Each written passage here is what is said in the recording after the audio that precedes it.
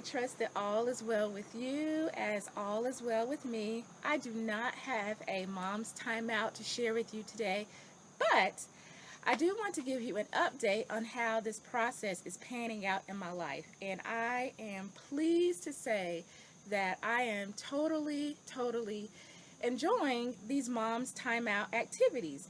And I can also see the benefit that it's having in my life.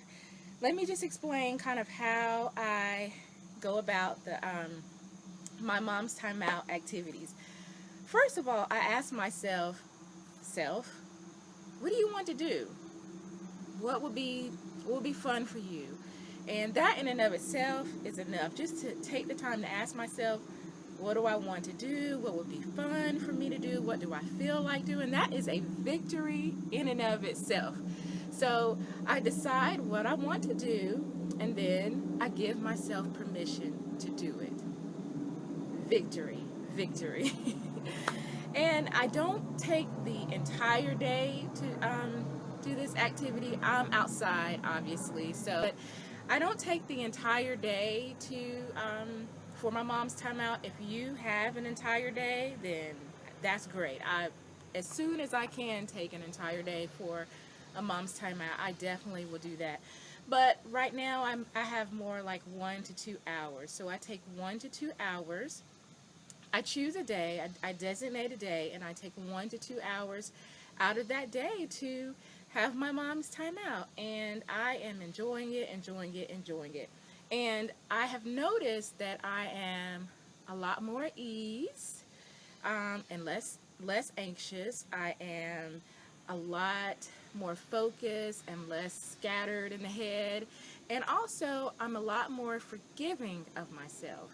So, I am not in any shape or form the perfect woman at all, nowhere near. And when I fumble, I sometimes make a small fumble, and sometimes it's a big fumble. But no matter how big the fumble, I am learning to forgive myself and be less critical and keep pressing. And I'm giving myself permission to be that way more and more. So I'm excited, and I think that those outcomes are related to taking this time once a week for myself. Now, I've also, in addition to having the mom's timeout, I've also been adding some other things into my life.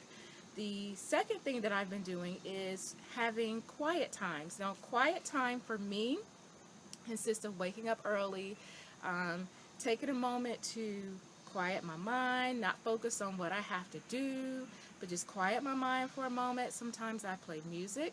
I read from my Bible. I read a devotional, and I pray for my family and my friends.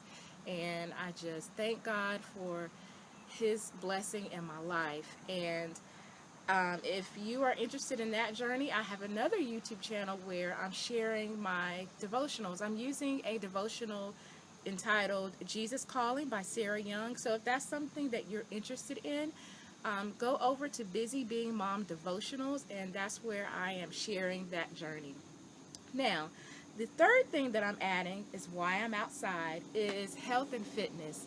Some years ago, after I had my first son, I took on a completely new lifestyle of just eating healthier food and being fit.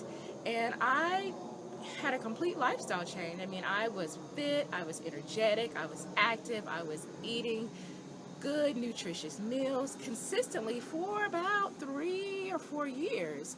Consistently, no matter what was going on, I was able to maintain this lifestyle. And my mother passed away, and that just crumbled. It is now 2014. My mother died in, I believe, 2004.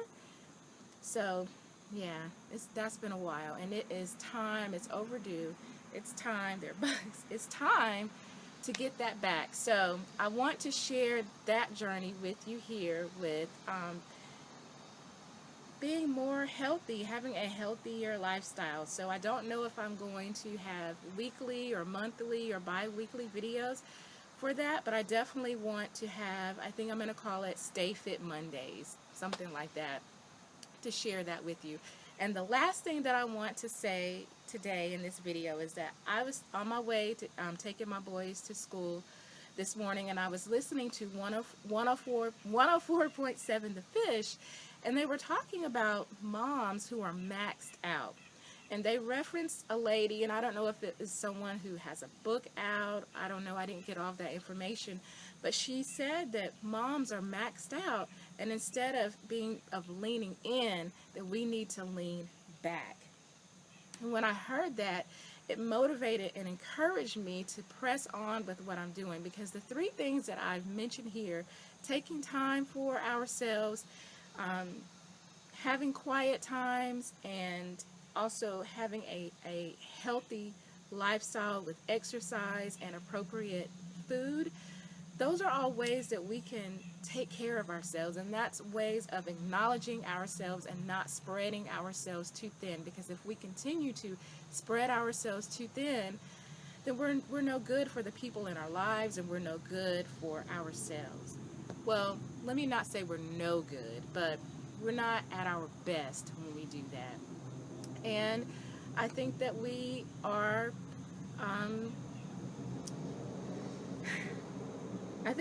I know that we're worth it. We're worth taking the time to do the things that we enjoy, and we're worth a better, healthier lifestyle, and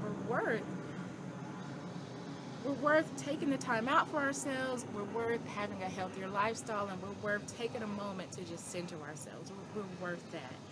And I want to share that journey with you. And I am so grateful that you have taken the time out to listen to me today.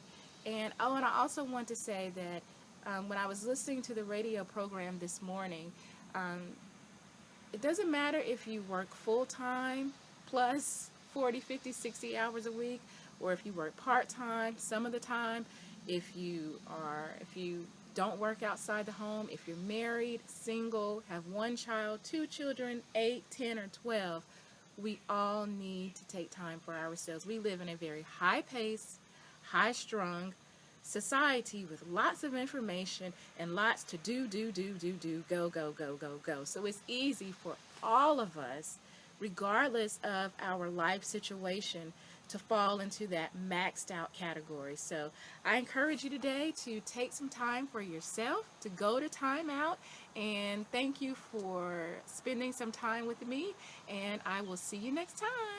Bye.